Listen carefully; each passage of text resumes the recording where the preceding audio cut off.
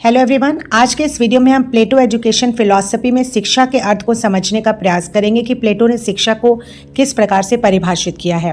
पहला पॉइंट है, मनुष्य के शरीर और आत्मा को पूर्णता प्रदान करना शिक्षा है। प्लेटो एक आदर्शवादी विचारक थे। उनके अनुसार परमात्मा ने इस ब्रह्मांड की रचना की है और इसका आधार क्या है? विचार है। विचार आत्मा और मन से जुड़े हुए हैं। संसार में प्रवेश करने के पूर्व ये जो आत्मा है वो विचारों के जगत में भ्रमण करते रहती है और पुनः वापस लौट जाती है।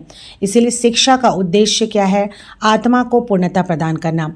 दूसरा पॉइंट है, आत्मा की स्मृति जागृत करना। शिक्षा जो है वो आत्मा की स्मृति जागृत करती है, अर्थात आत्मा पूर्व से ही सत्य को जानता है। शिक्षा का कार्य कोई नई बातें सिखाना नहीं, बल्कि आत्मा में मौजूद ज्ञान को जागृत करना है।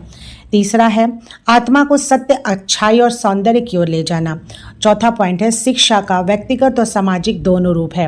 व्यक्तिगत रूप से प्लेटो अपने ग्रंथ रिपब्लिक में जिस आदर्श राज्य और न्यायपूर्ण राज्य की स्थापना करना चाहते हैं उसमें शिक्षा को महत्वपूर्ण आधार मानते हुए एक ऐसे कुशल शासक दार्शनिक की स्थापना करते हैं जो कि आदर्श राज्य को स्थापित कर सके।